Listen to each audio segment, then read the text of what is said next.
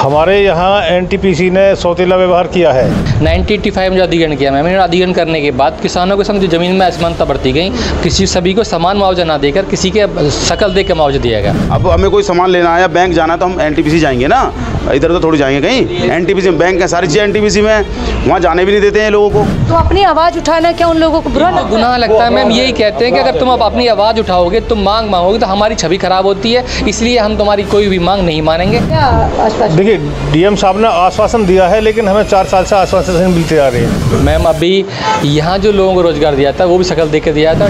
अभी क्या है, किसी को जॉब लग गई है, चलो ठीक है, वो चले जाते हैं, जॉब हटने के बाद उनकी भी एंट्री बंद। अखबार में अच्छी तरह वो दे देते कि हमने ये किया है, लेकिन धरातल पर हमें जो है कुछ भी दिखाई नहीं दिया आज तक। अधिकारी इतने पक्षपात पर उतारू हैं कि जो अगर यहाँ से किसान को मालूम पड़ जाता है कि किसान का बेटा है तो उसको रोजगार नहीं मिलेगा। हम पानी खरीद के पीते हैं, पर डे का 30 से 40 रुपये हम पानी खरीद के पीते हैं अपने पैसों से। 3 साल से कंटिन्यू हम यहाँ डीएम साहब के उसमें मीटिंग गठित हो रही है। आए दिन पानी की ये जो समस्या आ रही है वो डीएम साहब बताइए। डीएम साहब भी नाराज होते हैं कि भाई आप देख क्यों रहे हो। कैंसर, दमा कैंसर, हेपेटाइटिस बी, बहुत तरह की बीमारी ऐसी हैं जो यहाँ पे बनती हैं। हम बहुत लोग मर भी चुके हैं यहाँ पे। पर ये एनटीपीसी का आला अधिकारी है मैम, कोई सुनने को तैयार नहीं है। सब ये सोचते हैं जो एक बार अधिकारी आ जाता है कि मेरी चल रही है, जैसे मैं चलाऊंगा वैसे चलेगी। उसके बाद कोई कार्रवाई नहीं है, बस आते हैं, फॉर्मेलिटी पूरी करते हैं, जुमला सा देकर तेज जाते हैं। अभी हमारे पिताजी थे, वो लड़ते लड़ते मैम एक्सपायर हो गए हैं। अब हमारी नंबर आ गया, हमारे पिताजी एक्सपायर हो गए, हमारे बाबा एक्सपायर हो गए, लेकिन न्याय नहीं मिला आज तक हमको। जीने के लिए पानी और हवा, ये दोनों सच चाहिए, और ये दोनों ही खराब है। हम आपको फिर बता रहे हैं आपके मीडिया के माध्यम से कि हम यहाँ से पीछे हटेंगे नहीं, चाहे मर जाएं चाहे गोली मार दो। नमस्कार, स्वागत है आप सभी का मेरे साथ न्यूज़ इंडिया फर्स्ट पर। मैं सोनम चड्ढा आप सभी का स्वागत करती हूँ और इस वक्त मैं मौजूद हूँ एनटीपीसी में, जहाँ पर किसानों द्वारा धरना दिया जा रहा है अपनी कुछ मांगों को लेकर। सालों से जो किसान दर बदर भटक रहे हैं, अभी तक उस पर कुछ निर्णय नहीं हो पा रहा है। तो वही आज मैं आई हूँ लोगों से इनका दर्द जानने के लिए। क्या कुछ दर्द है सर? क्या नाम है आपका? वीरेंद्र सिंह। वीरेंद्र सिंह जी, क्या कुछ पूरा मामला है? हमारे यहाँ एनटीपीसी ने सौतेला व्यवहार किया है। मतलब इन्होंने ज़मीन अधिग्रहण की है, कहीं 3 रुपये गज है, कहीं 6 रुपये गज है, कहीं 9 रुपये गज है, कहीं 20 रुपये गज है, कहीं 50 रुपये गज है, कहीं 100 रुपये गज है, कहीं 250 रुपये गज दिया है। तो कल आप लोगों ने डीएम सर के कार्यालय का भी घेराव किया था, किन मुद्दों को लेकर किया था और क्यों किया था? हमने समान मुआवजे के लिए और 10% प्लाट के लिए, और जो बेरोजगार हैं जिनकी ज़मीन गई है उनकी नौकरी के लिए। अच्छा, क्या कहा उन्होंने डीएम सर का? क्या आश्वासन? देखिए, डीएम साहब ने आश्वासन दिया है, लेकिन हमें 4 साल से आश्वासन मिलते आ रहे हैं। जो अभी तक कोई अखबार में अच्छी तरह वो दे देते कि हमने ये किया है, लेकिन धरातल पर हमें जो है कुछ भी दिखाई नहीं दिया आज तक। अच्छा, क्या नाम है आपका? जी मेरा नाम अनूप राघव है। हाँ। और मैं रसूलपुर से रहने वाला हूँ। मैम एनटीपीसी दादरी ने मैम 1985 से लेकर 1991 तक अधिग्रहण किया। 1995 का ये मामला है? 85 से लेकर मैम 85 से लेकर अधिग्रहण किया, लेकिन मैम आज तक किसानों की जो समस्या बनी हुई है, मुआवजे को लेकर इतनी असमानता बढ़ती गई है। इन्होंने किसी को 2 रुपये का मुआवजा दिया है। क्या पूरा मामला था, थोड़ा मुझे डिटेल से बताएंगे आप? बताऊंगा मैम। 1985 में जो अधिग्रहण किया मैम, अधिग्रहण करने के बाद किसानों के संग जो ज़मीन में असमानता बढ़ती गई, किसी सभी को समान मुआवजा ना देकर किसी के शकल देख के मुआवजा दिया गया। और इसी को जैसे कि शकल देखकर जो गरीब किसान थे उनको 2 रुपये गज का, किसी को 10 रुपये गज का, जो पावरफुल लोग हैं उनको 3,30,000 पक्के बीघे दिया गया। उन्हीं में मैम जो और ज़्यादा पावरफुल थे 250 रुपये गज का मुआवजा दिया गया। जबकि ज़मीन सबकी समान थी, उसमें ये बताया गया कि आपके में चिमनी नहीं बनेगी तो उसका मुआवजा कम है, अगर आपके में रेलवे लाइन निकलेगी तो उसमें मुआवजा ज़्यादा है। इन लोगों के स्वयं की सौतेला व्यवहार करके मैम इन लोगों ने किसानों को बहुत प्रताड़ित किया है। उसी के उपलक्ष्य में हम कंटिन्यू 3 साल धरना दे रहे थे। धरना देने के उपरांत डीएम साहब की अध्यक्षता में कमेटी गठित हुई है। उस कमेटी में मैम एनटीपीसी दादरी के सीनियर अधिकारी थे, जो डायरेक्टर HR थे DK पटेल साहब, वो भी थे, मौजूद थे, और सारे किसान मौजूद थे। उसमें 3 महीने रिव्यू चला मैम। रिव्यू चलने के बाद डीएम साहब की अध्यक्षता में जो कमेटी गई थी उसमें निर्णय हुआ कि किसानों को 250 रुपये गज का मुआवजा मिलना चाहिए। जहाँ 2291 किसान परिवार की ज़मीन गई थी, उनके एक परिवार के सदस्य को स्थायी रोजगार मिलना चाहिए, जबकि इन्होंने 182 लोगों को रोजगार दिया है। रोजगार की बात कर लेते हैं। सूत्रों के हवाले से भी खबर होती है कि एनटीपीसी जो आउटसोर्स बंदे यहाँ पर एड ऑन करता है, लोगों का कहना है कि आप लोगों को रोजगार नहीं दिया जाता। इस पर कितनी सच्चाई है? मैम अभी यहाँ जो लोगों को रोजगार दिया था वो भी शकल देख के दिया था। डीएम साहब की जो मीटिंग चली उसमें 150 शकल देख के मुझे ये समझ पक्षपात करते। मैम अधिकारी इतने पक्षपात पर उतारू हैं कि जो अगर यहाँ से किसान का मालूम पड़ जाता है कि किसान का बेटा तो उसको रोज़गार नहीं मिलेगा। क्यों सर? क्योंकि ये किसानों के बच्चे हैं, ये रोज़ धरना देते हैं, ये अपनी मांग मांगते हैं, अगर ये मांग ना माने तो हम इनका सब कुछ कर देंगे। इनसे कहते हैं ये 250 रुपये गज की मांग ना करें, नौकरी की मांग ना करें, तो इनको कॉन्ट्रैक्ट पर हम रोज़गार दे देंगे। अगर ये मांग मानेंगे तो हम इनको ना तो रोज़गार देंगे, ना इनको मुआवजा देंगे और ना इनको नौकरी देंगे। वो भी कॉन्ट्रैक्ट पे देंगे।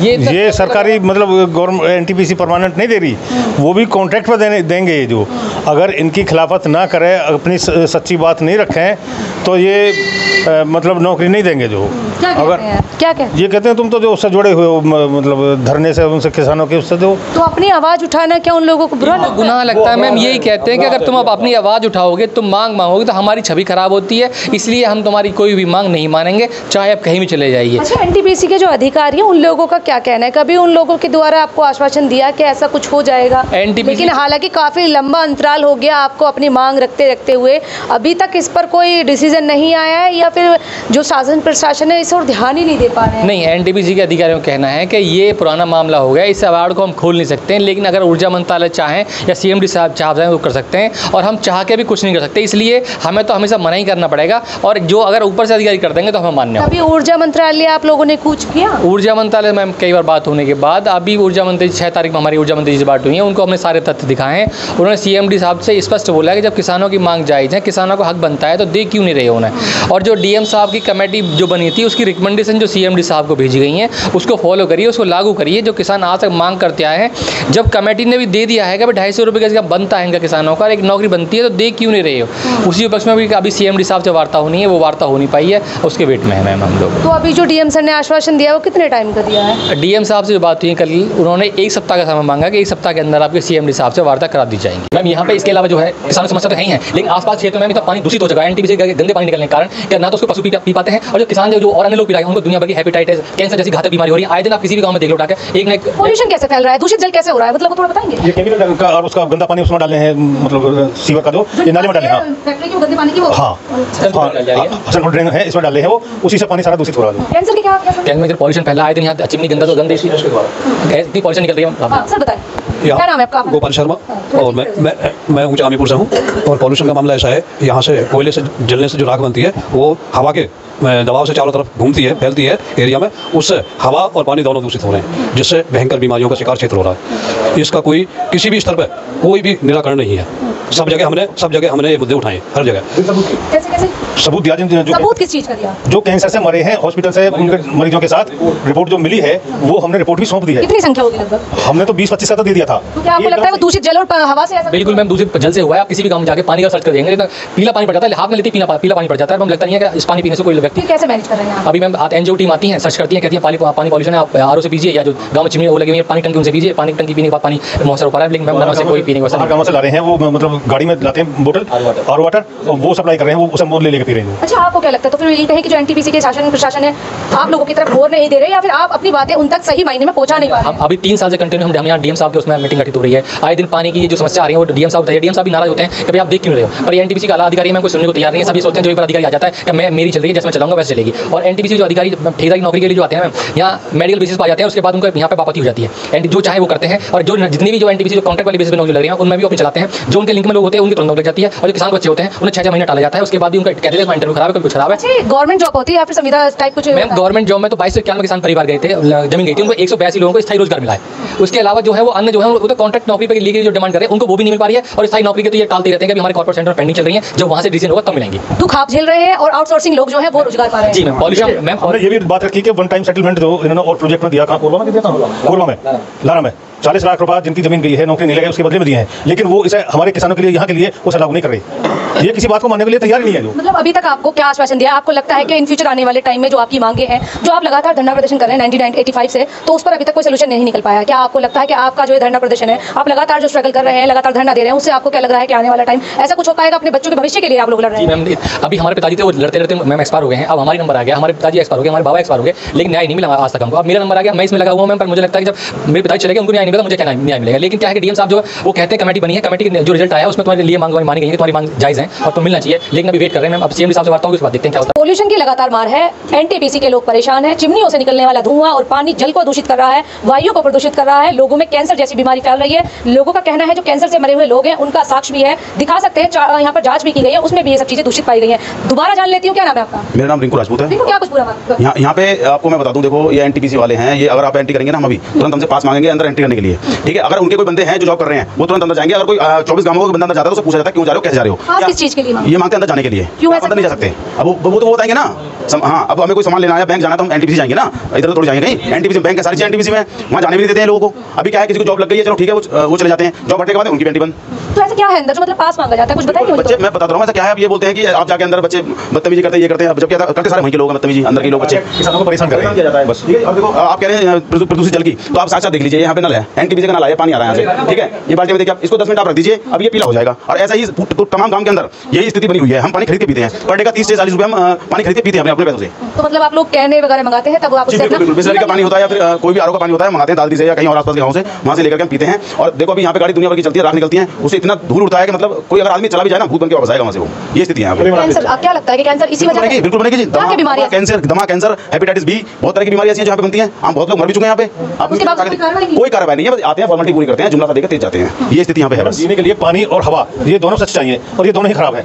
तो बताइए फिर जो है बीमारी होगी या नहीं होगी? ये लोग चाहते हैं कि ये सब किसान हट जाएं पीछे और हमारा अपना काम चलता रहे जैसे चल रहा है। लेकिन हम आपको फिर बता रहे हैं आपके मीडिया के माध्यम से कि हम यहाँ से पीछे हटेंगे नहीं, चाहे मर जाएं चाहे गोली मार दो, हम पीछे हटने वाले यहाँ से बिल्कुल हैं। गोली कौन मार देगा? मार देंगे बिल्कुल मैडम, डंडा बस चुके हैं हमारे ऊपर, आप गोली की बात कर रहे हैं। जेल में चले गए, आगे आ जाइए बाबूजी। डंडा भी बजा है, 94 में जेल में भी गए और गोली भी मर गया आदमी, और अभी भी जो है जेल में। साल पहले की बात है, तब भी हम जेल में रहेगा। कौन आप दिसंबर किस वाक्य पर? इसी एजेंडे पे, इसी आंदोलन पे, और 0 पॉइंट से हम ग्रेटर नोएडा से उठे, 100 कुछ लोग हैं और 1 महीने जेल में रह गए हैं इसी आंदोलन में। तो मार पिटाई भी हो चुकी होती है जी, पानी की बौछारें करी गई, लाठी बजाई गई, ठीक है। ये प्रशासन को आगे कर देते हैं, इनके बस की और तो कोई काम है नहीं, प्रशासन ही आगे कर सकते हैं। प्रशासन से हम कैसे लड़ सकते हैं मैडम, बताइए आप।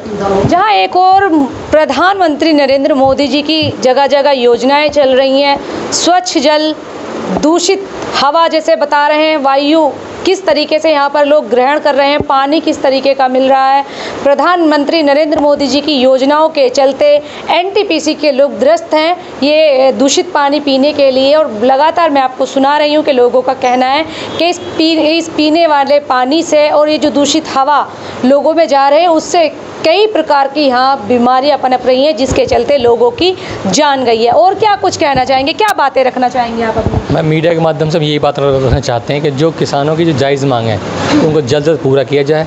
जो कि क्षेत्र में समस्या बाहरी फैल रही है, पानी की हो या प्रदूषण की, उसे कंट्रोल किया जाए मैम, जिससे कि कम से कम ये तो है कि जो लोग जी तो सकें। आए दिन किसी न किसी गाँव में उठा के लीजिए, रोज़ 2-4 मौतें मैम हो रही हैं। और चाहे अभी आप नियरेस्ट विलेज है ततारपुर, वहाँ देख लो, सबसे ज़्यादा कैंडिडेट हेपेटाइटिस सी के वहाँ मिलेंगे। इतना दूषित पानी है आसपास का, क्या पूछो बात। अभी एनजीटी ने भी माना है कि एनटीपीसी की जो चिमनी से जो धुआं निकलता है, अभी रोज़ सोशल मीडिया पर मैम इसकी जो चिमनी से धुआं निकलता है वो वीडियो चल रही हैं, और उनमें उन्होंने माना है कि भाई दूषित, इससे SO2 जो निकल रहा है उससे दूषित ये क्षेत्र हो रहा है, और इसी से अस्थमा, खांसी, ये दमा, कैंसर जैसी घातक बीमारी हो रही है। मैम इनसे निराकरण चाहिए, और ये सब हमारे लिए, जो किसानों के लिए, सभी के लिए एक समान मांग है। इसमें कोई वो नहीं है कि किसी एक व्यक्ति के लिए साफ के स्वच्छ हवा मांग रहे हैं। जो क्षेत्र में रहते हैं मैम वो भी ये बात कहते हैं कि बहुत पॉल्यूशन निकल हो रहा है, और इससे पॉल्यूशन से लोग पीड़ित हैं मैम। रोजगार के लिए क्या कुछ नहीं है? रोजगार के लिए भी यही मांग है मैम। जो उत्तर प्रदेश शासनादेश है मैम, उसमें जब स्पष्ट लिखा हुआ है कि जिन किसान की ज़मीन जाएगी उसके एक परिवार को रोजगार मिलेगा, उसमें 182 लोगों को रोजगार मिल गया है मैम। बाकी जो लोग वंचित परिवार से सदस्य रह गए हैं उनको एक परिवार के सदस्य को रोजगार मिलना चाहिए। जबकि सभी मोदी जी की भी स्कीम ये है कि एक परिवार एक नौकरी, जबकि हमारी तो ज़मीन चलेगी एक व्यक्ति की मैम 100 बीघे ज़मीन चली गई है, उसे एक रोजगार भी नहीं मिला है। जहाँ किसी की व्यक्ति की एक बीघे ज़मीन गई है उसने सेटिंग करके एनटीपीसी में अंदर अपनी जॉब लगा ली है। और जब हमारी जगह है और हम ही जाते हैं, हमसे ये पूछा था आप क्यों जा रहे हो, क्यों नहीं जा सकते भाई हम? क्या हम आदमी इंसान नहीं है क्या? हमसे ये पूछा था किस काम जा रहे हो, अरे हम काम भी बता देते हैं तो भी फिर और बात बताते हैं कुछ वो कि क्यों जा रहे हो। हर तरीके मतलब कुछ भी चीज़ है, किसान कोई भी अंदर जाएगा तो उसको रोकेंगे ज़रूर। अगर कोई अच्छा सा कोई VIP चला जाए तो उसको नहीं रोकेंगे, उसको तो सलूट मारेंगे, हमें रोकेंगे तुरंत, हमें पूछेंगे। अब बताइए, बैंक अंदर है, स्कूल अंदर है, स्कूल में किसी बच्चे को एडमिशन नहीं मिलता। केंद्र विद्यालय पास में, आप गाँव में उठा के देख लीजिए, अगर एक बच्चे का एडमिशन, 2-4 का तो मैं कहता नहीं हूँ, बाकी एडमिशन मिल ही नहीं सकता आपको। क्यों नहीं मिल सकता? अब ये बताओ, क्या हम भी क्या कह सकते हैं? बंद कर दिया पिछले साल, इसके ऊपर जो है वो मुद्दा उठाया, तब जाके चालू हुआ ये इन्होंने बंद कर दिया कि ये 7 करोड़ रुपए हमें हर इसके देने पड़ते हैं और हम वहन नहीं करेंगे, तो इन्होंने स्कूल ही बंद कर दिया। वो जो एडमिशन नहीं लिए नर्सरी के उसके, ये बाद में जब कुछ उन्होंने मुद्दा उठाया तब जाके ये दोबारा एडमिशन करी इन्होंने। तो अभी आपकी सरकार से मांग सिर्फ 1-2 शब्दों में। मैम, समान मुआवजा, समान रोजगार और जो ये पॉल्यूशन पानी है, इनसे निजात दिलाई जाए मैम, और किसानों को जो समान रोजगार और मुआवजा बनता है, DM साहब की जो रिपोर्ट है उसके आधार पर हमको मिलना चाहिए। तो सुना आपने क्या कुछ कहना है NTPC के किसानों का, जहां पर वो पूरी तरीके से अपनी परेशानियों से जूझ रहे हैं। फिलहाल खबर को लेकर क्या है आपकी प्रतिक्रियाएं, आप भी कमेंट सेक्शन में अवश्य बताए। जाते जाते वीडियो को लाइक, शेयर और फॉलो अवश्य कीजिएगा। साथ में हमारे सभी ऑफिशियल पेज को भी ऑप्ट करना ना भूलेगा, ताकि देख सके आप ऐसी तमाम छोटी बड़ी खबरें सबसे पहले मेरे साथ न्यूज़ इंडिया फर्स्ट पर, साथ ही अपने साथी शिवा आजाद के साथ। NTPC के लिए ये विशेष कवरेज। धन्यवाद।